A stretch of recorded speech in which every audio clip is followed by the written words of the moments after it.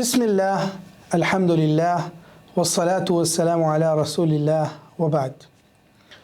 कुरान मजीद एक ऐसी किताब है कि जो कोई भी इसको अपनाता है, इस पर अमल करता है, इसको पढ़ता है, इससे मोहब्बत करता है, तो ये उसको अज़मतों पर पहुंचा देती है, उसको एक बुलंद मकाम अता कर देती है।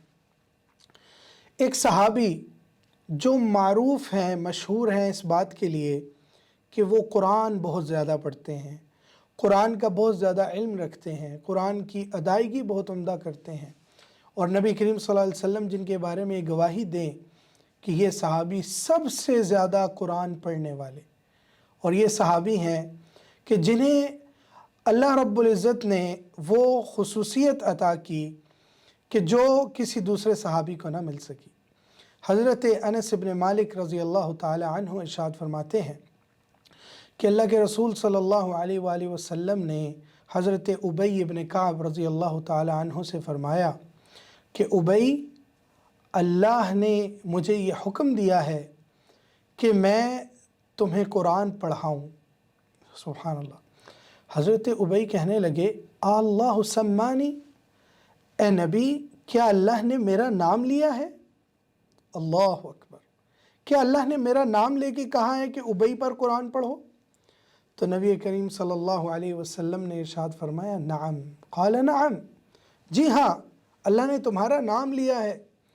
फ़जअल यबकी, तो रावी अनस इब्न मालिक बयान फरमाते हैं तो हज़रत उबई इब्न काब रज़ी अल्लाह ताला अन्हु रोने लगे, और ये रोना खुशी का रोना है, खुशी के आंसू हैं कि अल्लाह ताला ने मेरा नाम लेके आपको ये कहा कि आप मुझे कुरान पढ़ाएं। तो देखें कि ये कुरान, जब वो कुरान पढ़ने वाले थे तो अल्लाह ताला ने उन्हें ये स्पेशली एक हुक्म दिया नबी अलैहिस्सलातु वस्सलाम को कि आप उबई पर कुरान पढ़ें। तो इससे पता चलता है कि जो भी कुरान के साथ मोहब्बत करता है, कुरान को पढ़ता है, कुरान को याद करता है, कुरान पे अमल करता है, तो अल्लाह रब्बुल इज़्ज़त उसको बुलंदियाँ अता फरमाते हैं, अल्लाह रब्बुल इज़्ज़त उसको इनाम याफ्ता लोगों में शामिल कर देते हैं। तो हमें भी चाहिए कि हम भी कुरान से अपना ऐसा ताल्लुक़ मज़बूत करें कि हम भी उन लोगों में शामिल हो जाएं कि जिनसे अल्लाह ताला राज़ी होता है और उनसे खुश होता है और उन्हें कामयाबी अता करता है। वस्सलामु अलैकुम व रहमतुल्लाहि व बरकातुहू।